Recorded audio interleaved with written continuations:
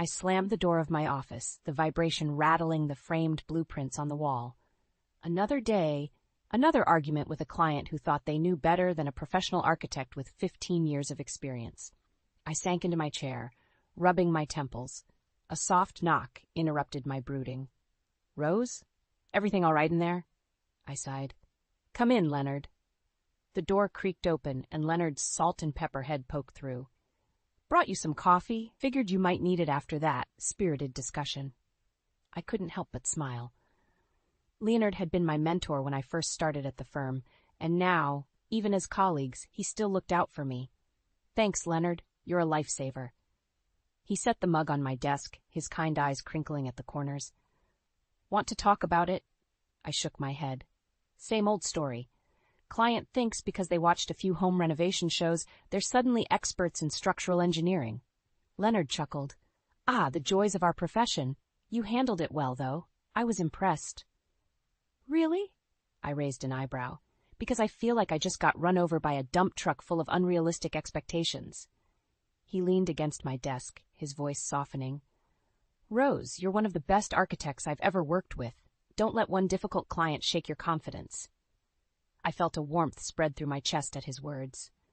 Leonard always knew just what to say. Sometimes I wondered if the moment was broken by my phone buzzing. I glanced at the screen, expecting another work email. Instead, I saw an unfamiliar number. "Everything okay?" Leonard asked, noticing my frown. "Yeah, just a weird text." I showed him the message. "The truth about your parents will shock you. Meet me at Riverside Park, 7 p.m. tonight if you want answers." Leonard's brow furrowed. "That's concerning. Are you going to go?" I bit my lip, conflicted.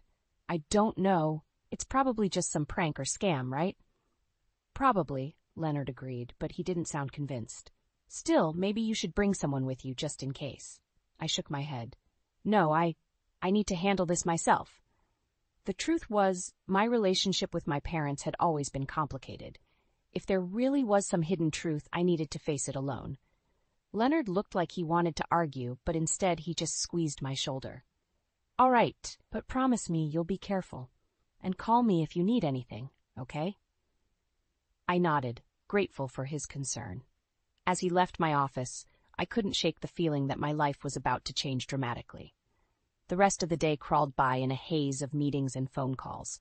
By the time 7 p.m. rolled around, my stomach was in knots. I found myself standing at the edge of Riverside Park, scanning the faces of passers-by, wondering which one held the key to my past. Rose Thompson? I spun around to see a middle-aged woman with sharp eyes and a folder tucked under her arm. "Yes, that's me," I said cautiously. She thrust the folder at me. "Everything you need to know is in here. I'm sorry, but your parents aren't who you think they are." Before I could respond, she turned and disappeared into the evening crowd, leaving me clutching a folder that suddenly felt as heavy as my racing heart. With trembling hands, I opened it and began to read. The first words made my blood run cold. DNA test results. No genetic match found between Rose Thompson and her presumed parents. The world seemed to tilt on its axis. Who was I? And more importantly, who were the people I had called Mom and Dad for the past 35 years? The revelation about my parents hit me like a tidal wave, leaving me adrift in a sea of confusion and betrayal. For days, I wandered through life in a daze, barely able to focus on work. Leonard kept shooting me concerned glances, but I couldn't bring myself to share the truth. How could I, when I barely understood it myself? It was in this fragile state that my friend Megan dragged me to a charity event for urban development. "You need to get out, Rose," she insisted. "Meet some new people, maybe even a handsome stranger." I rolled my eyes but allowed her to pull me along. As we entered the crowded ballroom, I felt overwhelmed by the sea of unfamiliar faces. That's when I quite literally bumped into him. "Oh, I'm so sorry," I exclaimed, mortified as I watched my champagne splash onto his crisp white shirt. He laughed, a warm, rich sound that made me look up. "No worries. I was looking for an excuse to ditch this monkey suit anyway."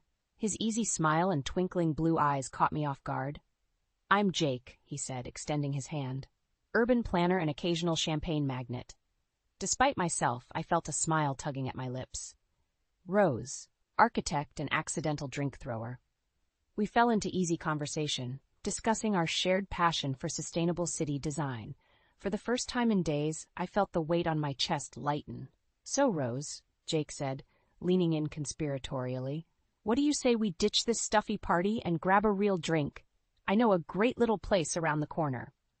I hesitated, glancing at Megan, who was giving me an emphatic thumbs up from across the room. You know what? Why not? The next few weeks passed in a whirlwind. Jake and I saw each other almost every day, our connection deepening with each shared laugh and passionate debate about urban planning. He was kind, intelligent, and seemed to genuinely care about me. One Sunday afternoon, Jake invited me to a family barbecue. "I want you to meet them," he said, a hint of nervousness in his voice. "They're going to love you." As we pulled up to a charming suburban home, I felt a knot of anxiety in my stomach. My own family was a mess. Parents who weren't really my parents, a sister I barely spoke to. What if Jake's family saw right through me? But the moment we stepped through the door, I was enveloped in warmth. Jake's mother, Linda, pulled me into a tight hug. "Oh, Rose, we've heard so much about you. Welcome, sweetheart." Jake's father, Robert, shook my hand with a twinkle in his eye. "So you're the brilliant architect who's stolen our boy's heart, eh?" And then there was Ella, Jake's younger sister. She bounded up to me, full of energy. "Rose, Jake says you're amazing at your job. I'm thinking about studying architecture, too. Can I pick your brain sometime?" As the afternoon wore on, I found myself relaxing, drawn into the easy banter and genuine affection of Jake's family. It was everything I'd always longed for, but never had. Later, as Jake and I sat on the porch swing, watching the sunset, he turned to me with a serious expression. "Rose, I know we haven't known each other long, but I think you might be the one. I've never felt this way about anyone before." My heart raced. Part of me wanted to throw caution to the wind and dive headfirst into this fairy tale, but the other part, the part still reeling from the revelation about my parents, held back. "Jake, I hesitated, torn between my growing feelings and my fear of being hurt again. "There's something I need to tell you. About my family." He squeezed my hand. "Whatever it is, we'll face it together. You're part of our family now, Rose." As I looked into his earnest eyes, I felt a mix of hope and trepidation. Could I really trust this perfect picture? Or was I setting myself up for another heartbreak? The weeks flew by in a whirlwind of happiness. Jake and I grew closer, and I found myself spending more time with his family, especially Ella.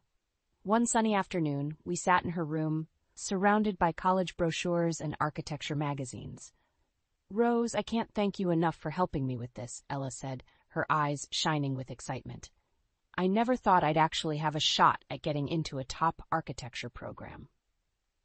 I smiled, feeling a warmth spread through my chest. "You've got real talent, Ella, and determination. That's half the battle right there." She bit her lip, hesitating. "Can I ask you something personal?" I nodded, curious. "Jake mentioned you don't talk to your family much. I hope you don't mind me asking, but why?" The question caught me off guard. I hadn't told Jake's family about the DNA test results yet. "It's complicated," I said softly. "I recently found out some unsettling information about my parents. I'm still processing it." Ella's eyes widened. "Oh, Rose, I'm so sorry, but you know you have us now, right? You're like the big sister I never had." Her words touched me deeply, and I felt tears prick at my eyes. "Thank you, Ella. That means more than you know." As I left Ella's room, I nearly collided with Jake in the hallway. His face lit up when he saw me, and before I could say a word, he dropped to one knee. My heart stopped. "Rose," he said, his voice trembling slightly. "I know this might seem fast, but when you know, you know. You've brought so much joy and love into my life. Will you marry me?" The world seemed to spin around me. Part of me wanted to scream yes immediately, but the other part, the part still reeling from the revelation about my parents, hesitated. "Jake, I don't know what to say," I stammered. His face fell slightly, but he rallied. "You don't have to answer right now. Just think about it, okay?" I nodded, my mind whirling. The next day at work, I was still in a daze when Leonard knocked on my office door. "Rose, you okay? You seem distracted." I looked up at him, suddenly realizing I needed to talk to someone. "Jake proposed?" I blurted out. Leonard's face went through a series of rapid emotions before settling on a forced smile. "That's wonderful, isn't it?" I sighed. "I don't know, Leonard. It's all happening so fast, and with everything going on with my family." He sat down across from me, his eyes filled with concern. "Rose, you know you can always talk to me, right? About anything." Before I could respond, a commotion erupted outside my office. The door burst open and Jake strode in, followed by a crowd of our coworkers. "Surprise!" they all shouted. I stared in shock as Jake grinned and held up a banner that read, "Congratulations on your engagement." "I know you haven't officially said yes yet," Jake said, his eyes twinkling. But I figured a little encouragement couldn't hurt. As our colleagues swarmed around us offering congratulations, I felt overwhelmed.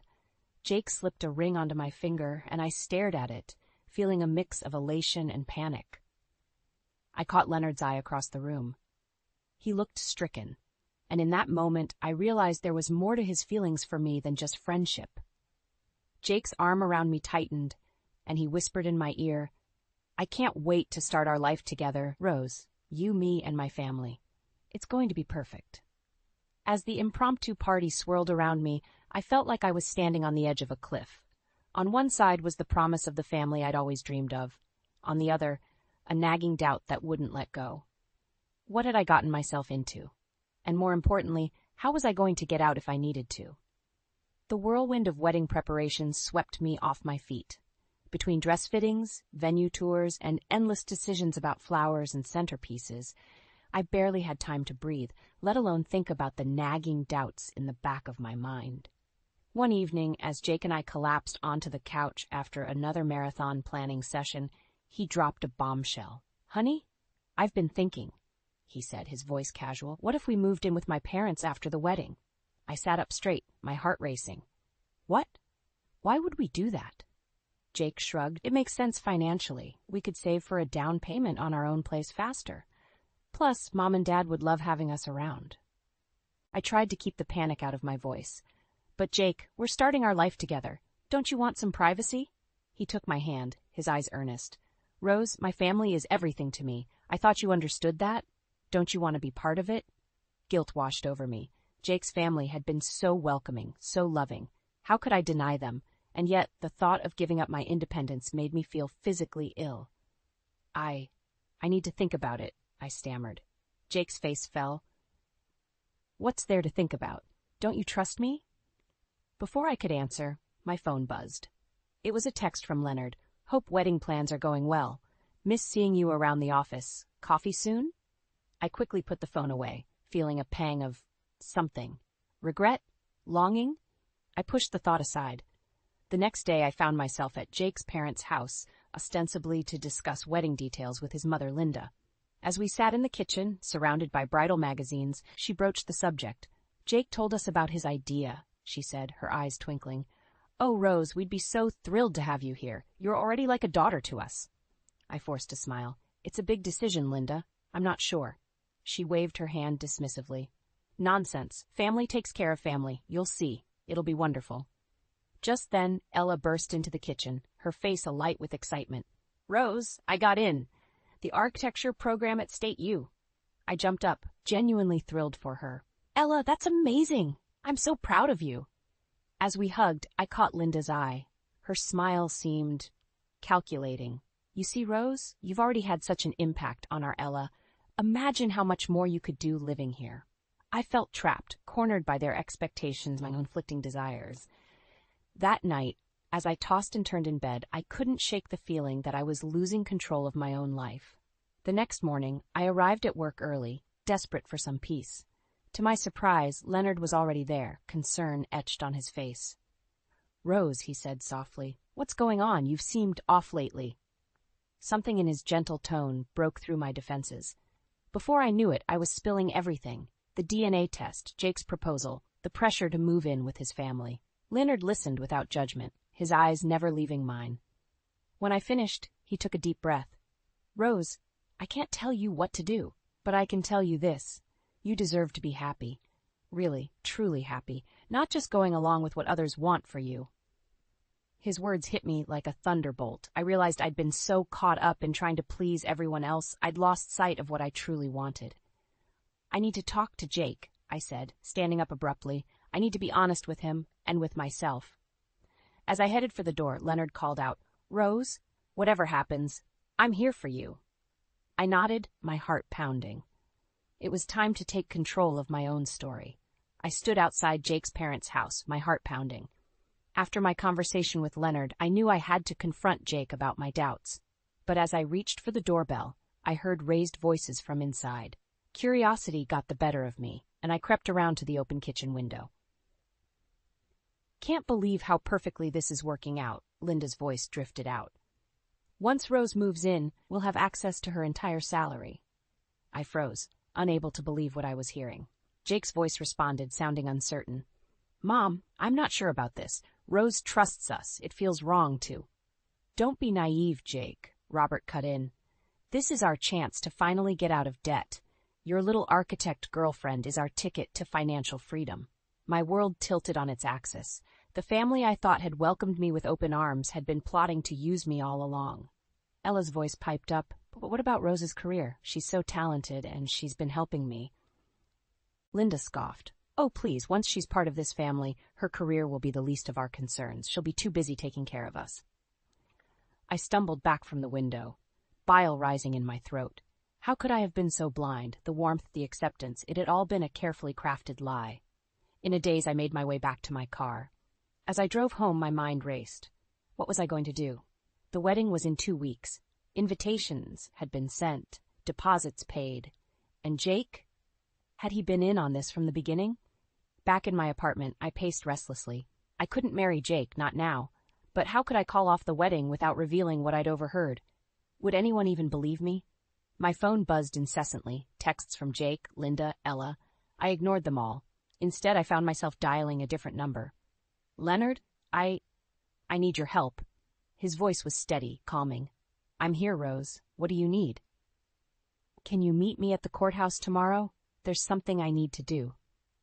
The next morning, Leonard and I stood in line at the marriage license office. My hand shook as I filled out the cancellation form. "Are you sure about this, Rose?" Leonard asked gently. I nodded, fighting back tears. "I have to." "You didn't hear them, Leonard. They were planning to use me, to take my money. It was all a lie."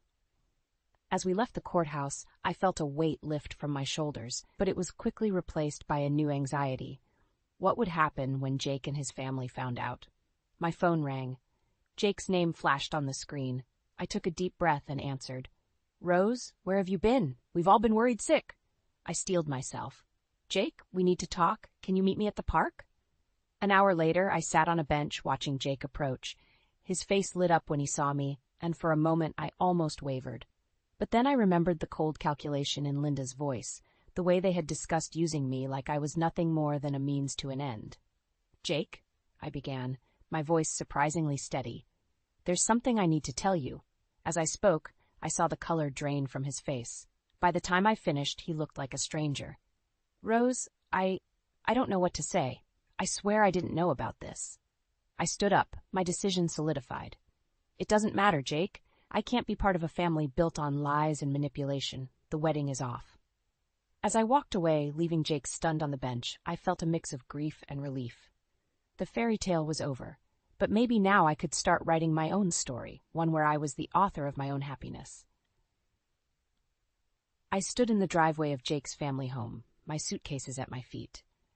Despite everything I'd overheard, despite canceling the marriage license in secret, I found myself moving in with them. Jake had been so apologetic, swearing he knew nothing about his family's plans.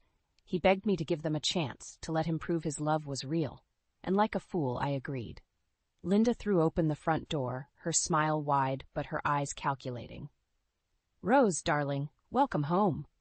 I forced a smile, reminding myself this was temporary. I just needed time to figure out my next move. Jake carried my bags upstairs to what would be our room. As he set them down, he pulled me close. "I'm so glad you're here, Rose. We're going to be so happy, I promise." I nodded, not trusting myself to speak. The first few days were a whirlwind of false cheer and thinly veiled expectations. Linda constantly hovered, asking about my work schedule, my salary, my benefits package. Robert made offhand comments about the family's financial struggles, hinting at how much my contribution would help. On the fourth night, as we sat down to dinner, Linda cleared her throat. "Rose, dear, we've been thinking. Since you're part of the family now, it only makes sense for you to contribute to the household expenses." I nearly choked on my water. "Excuse me?" Jake squeezed my hand under the table. Mom, we talked about this. Rose just moved in. We can't. Linda waved him off.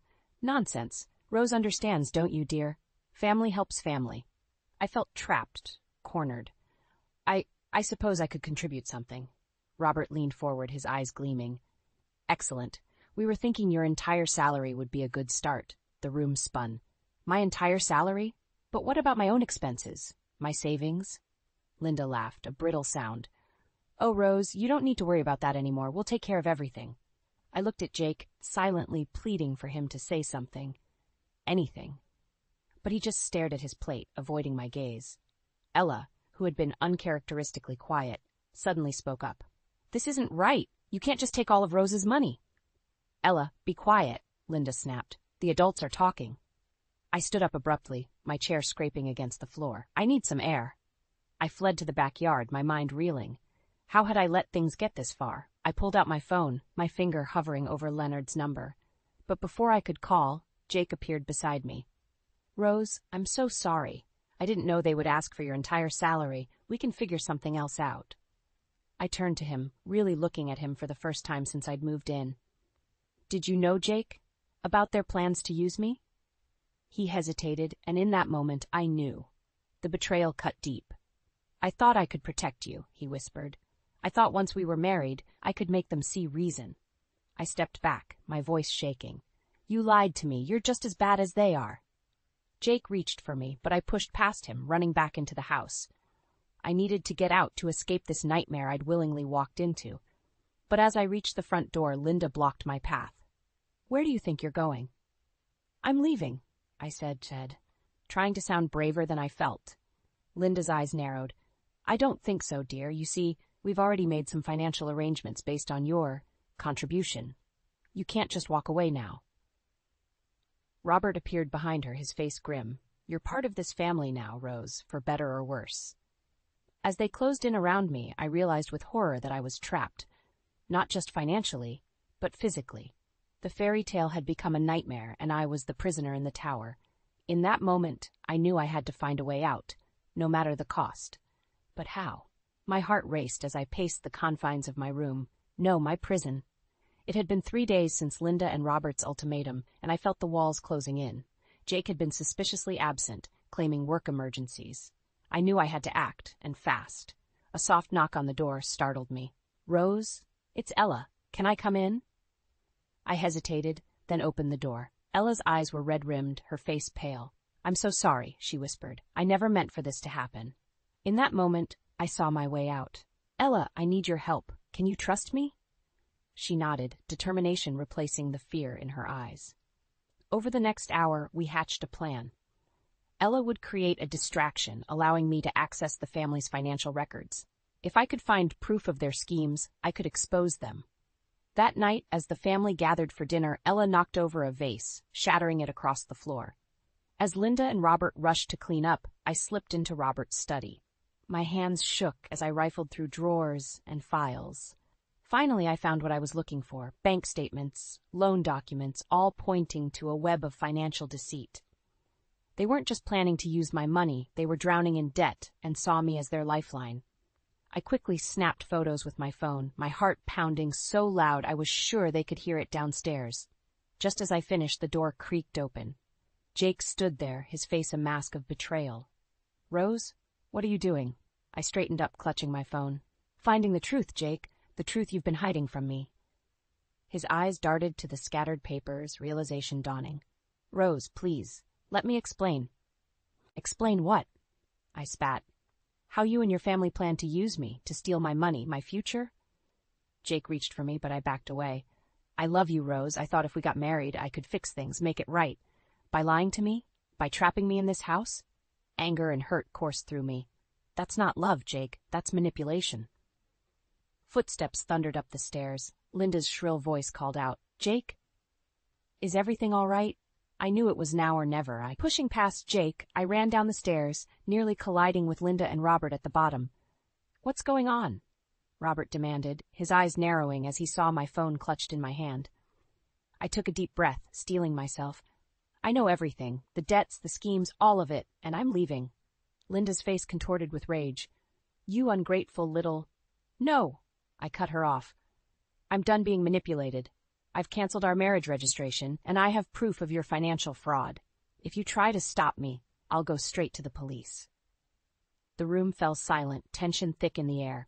Jake appeared at the top of the stairs, his face ashen. Rose, please. I turned to him, my voice steady despite the turmoil inside. It's over, Jake. All of it. As I moved towards the door, Ella appeared, my packed suitcase in hand. Linda lunged for her, but Robert held her back, defeat evident in his slumped shoulders. You'll regret this, Linda hissed. You're nothing without us. I paused at the door, looking back at the family that had nearly destroyed me. No, I'm everything without you, and I'm taking my life back. With that, I stepped out into the cool night air, Ella right behind me. As we drove away, the weight of the past few months began to lift. Where will you go? Ella asked softly. I thought of Leonard, of the office, of the life I'd nearly lost. Home, I said. I'm going home. As the house disappeared in the rearview mirror, I felt a mix of relief and trepidation. I had escaped, but at what cost? And what challenges lay ahead as I reclaimed my life and my identity? The office felt both familiar and strange as I walked through the doors for the first time in weeks. Whispers followed me down the hallway, but I held my head high. I'd faced worse than office gossip.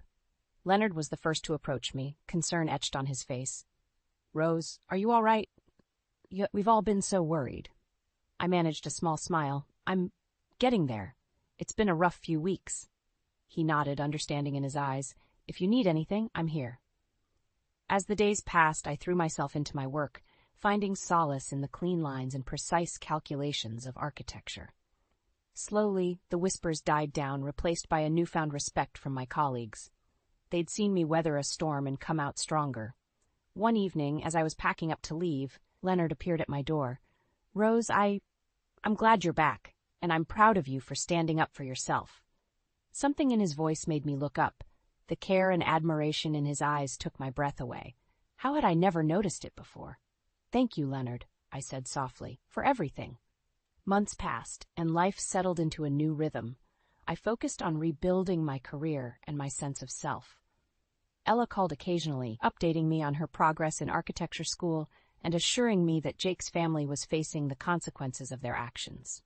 Through it all, Leonard was a steady presence, offering support without pressure. Our friendship deepened, conversations flowing easily over shared lunches and late-night work sessions. It was on one such evening, as we pored over blueprints for a new project, that Leonard suddenly set down his pencil. Rose, there's something I need to tell you. My heart skipped a beat. What is it? He took a deep breath. I've had feelings for you for a long time. I never said anything because, well, timing never seemed right. But after everything that's happened, I realized life's too short to stay silent. I stared at him, a whirlwind of emotions coursing through me. Fear, excitement, hope. Leonard, he held up a hand. You don't have to say anything now. I know you've been through a lot. I just wanted you to know. In that moment, looking into his kind eyes, I saw a future I'd never dared to imagine before. A partnership based on mutual respect and genuine care.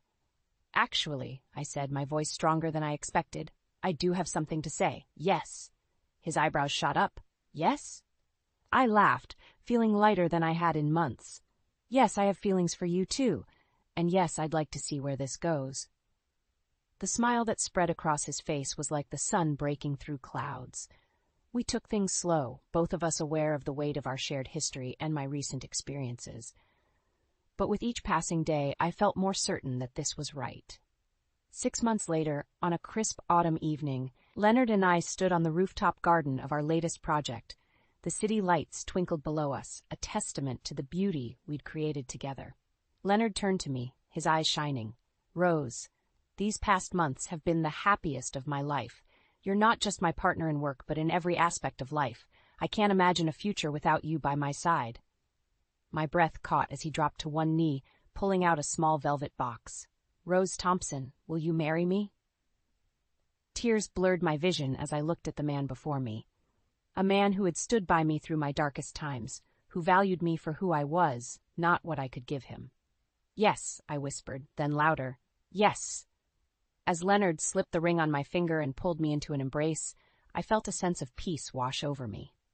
The journey had been long and painful, but it had led me here, to a love built on trust, respect, and genuine partnership. I had lost a false fairy tale, but gained something far more precious, a real, enduring love story of my own.